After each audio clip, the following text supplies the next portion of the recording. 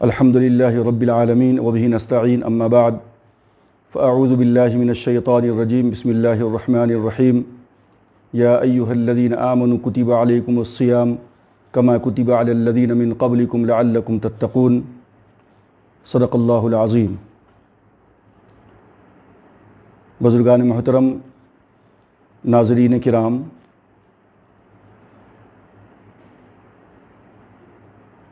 اللہ رب العزت نے ارشاد فرمایا، اے ایمان والو، تم پہ روزہ فرض کیا گیا ہے جیسا کہ تم سے پہلی امتوں کے اوپر روزہ فرض کیا گیا تھا، اور اس کا مقصد ہے تاکہ تمہارے اندر تقوی کی صفت پیدا ہو جائے۔ ایک لفظ ہے صوم اور دوسرا لفظ ہے صائم اور ایک لفظ ہے صیام۔ اسی طرح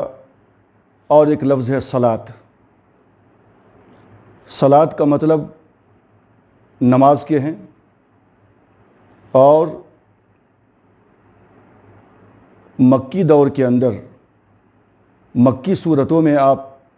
جا بجا دیکھیں گے تو نماز کا ذکر آپ کو ملے گا۔ کہیں وضو کا ذکر ہے، کہیں تیمم کا ذکر ہے، اسی طرح کہیں نماز کا ذکر ہے، کہیں صلاۃ الخوف کا ذکر ہے، کہیں قصر نمازوں کا تذکرہ ہے۔ تو لفظ صلاۃ یعنی نماز کا تذکرہ مکی دور کے اندر جا بجا آپ کو نظر آئے گا، لیکن جہاں تک صوم کا تعلق ہے یا صیام کا تعلق ہے، اس کا تذکرہ مکی دور کے اندر آپ کو نہیں ملے گا۔ اس کی وجہ یہ ہے کہ جو روزہ ہے وہ روزہ مکے کے اندر فرض نہیں ہوا۔ ظاہر سی بات ہے کہ مدینہ کے اندر سن 2 ہجری کے اندر روزے کی فرضیت نازل ہوئی ہے، اور ایک اہم وجہ یہ ہے کہ چونکہ اہل عرب روزہ نہیں رکھتے تھے، صرف اس دن جس دن کے خانہ کعبہ کے اوپر غلاف چڑھاتے تھے، نیا پرانے غلاف کو نکال کر نیا غلاف جب چڑھاتے تھے تو اس دن وہ اس کے ادب و احترام کے اندر روزہ رکھا کرتے تھے بس۔ لیکن عام حالات میں فاسٹنگ کا اور روزے کا تصور اہل عرب کے نزدیک نہیں تھا، لیکن خود تو وہ روزہ نہیں رکھتے تھے، لیکن اپنے گھوڑوں کو وہ روزہ رکھوایا کرتے تھے۔ چونکہ اہل عرب جنگ کے عادی تھے، لڑائی جھگڑے کے وہ بہت زیادہ خوگر تھے، وقفے وقفے سے ٹرائبز کے درمیان، قبیلوں کے درمیان جھڑپیں ہوا کرتی تھیں،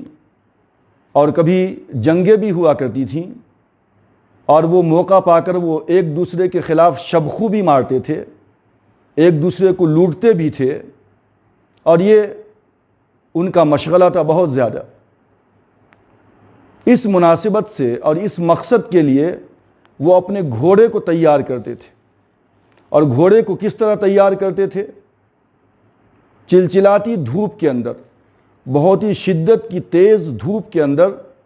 وہ اپنے گھوڑے کو لے جاتے اور اس کے منہ کے اوپر ایک بہت بڑا توبڑا چڑھا دیتے، اور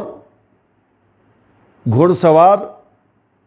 اپنے جسم کو کپڑے سے لپیٹ لیتا اور اپنے چہرے کے اوپر ڈھاٹے باندھ لیتا،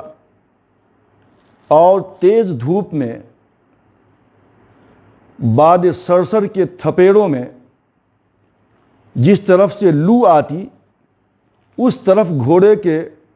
رخ کو وہ رکھتا اور خود گھوڑے کی پشت پہ سوار ہو جاتا اور بیٹھ جاتا، اور یہ صبح سے شام تک گھوڑے کو نہ پانی ملتا نہ کوئی چارہ ملتا، اور یہ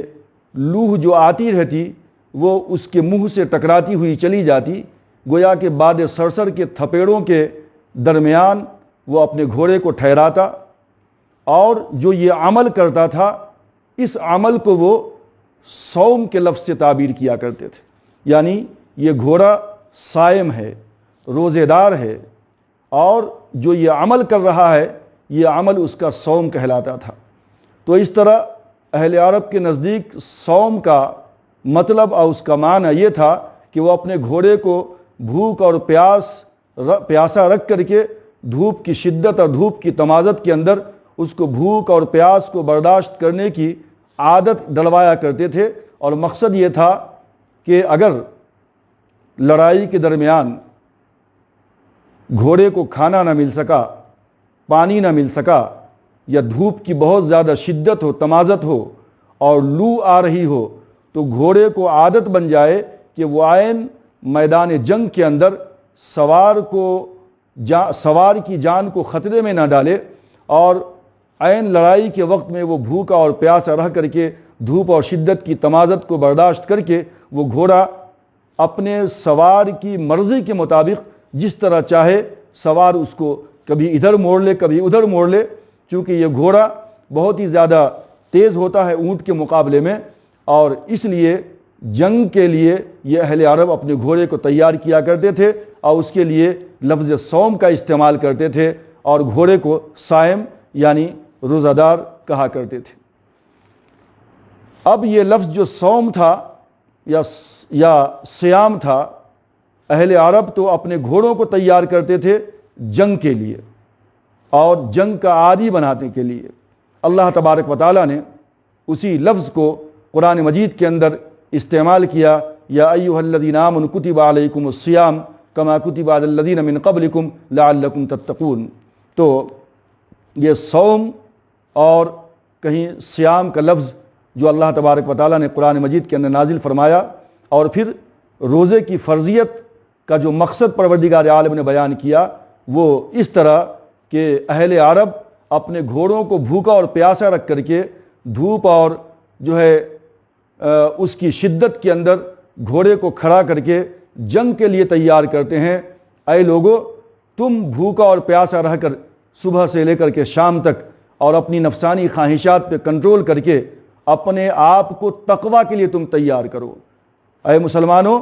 تمہیں بھوکا اور پیاسا رکھ کر کے اور تمہاری نفسانی خواہشات سے تم کو روک کر کے پروردگار عالم تمہارے اندر تقوی کی صفت پیدا کرنا چاہتا ہے۔ اور پھر اس آیت کے بعد جو مختلف اور آیتیں ہیں آگے تقریباً جو 6 آیتیں ہیں، 6 آیتوں کے اندر اللہ تبارک و تعالیٰ نے روزے کے تمام احکامات کو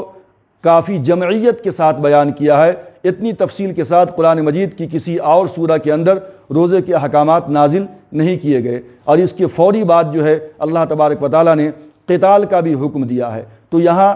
یہ بات بھی مترشح اور ظاہر ہو جاتی ہے کہ جس طرح اہل عرب اپنے گھوڑے کو جنگ کے لیے تیار کرتے ہیں، قتل و قتال کے لیے، تاکہ میدان جنگ میں وہ ٹکا رہے، اے مسلمانوں تم اپنے اندر جو ہے یہ طاقت و قوت پیدا کرو، روزہ رکھ کر کے اپنے آپ کو بھوکا اور پیاسا رکھ کر کے کہ تمہیں بھی میدان جنگ کے اندر جانا ہے اور اللہ کے دشمنوں کے خلاف تمہیں بھی لڑنا ہے۔ وہاں پہ تمہیں بھوک بھی برداشت کرنا ہوگا، پیاس کی شدت کو بھی برداشت کرنا ہوگا، نفسانی خواہشات کے اوپر بھی کنٹرول کرنا ہوگا۔ اگر یہ چیزیں تمہارے اندر آ جائیں گی تو اس طریقے سے تم میدان جنگ کے اندر آسانی کے ساتھ اللہ کے دشمنوں کے خلاف تم جو ہے لڑ سکتے ہو اور اپنے آپ کو طاقتور اور مضبوط اور توانا بنا سکتے ہو۔ تو گھوڑوں کو تیار کرنے کا مقصد تھا میدان جنگ کے اندر لڑنا، اور روزے کو اللہ نے فرض کیا، اس کا مقصد تھا کہ مرد مومن میدان جنگ کے اندر اپنے آپ کو تیار کرے اور مضبوطی کے ساتھ جو ہے دشمنوں کے خلاف کھڑا رہے، اور خود اپنے اندر ذاتی طور پہ وہ متقی اور پرہیزگار بن جائے۔ اللہ تبارک و تعالیٰ سے دعا ہے کہ اللہ تعالیٰ ہم تمام لوگوں کے اندر تقوی کی صفت پیدا فرمائے، اور روزے کی فرضیت کا جو مقصد ہے اللہ تبارک و تعالیٰ اس مقصد کے اندر ہم سب کو کامیابی عطا فرمائے۔ آمین۔ وآخر دعوانا ان الحمد للہ رب العالمین۔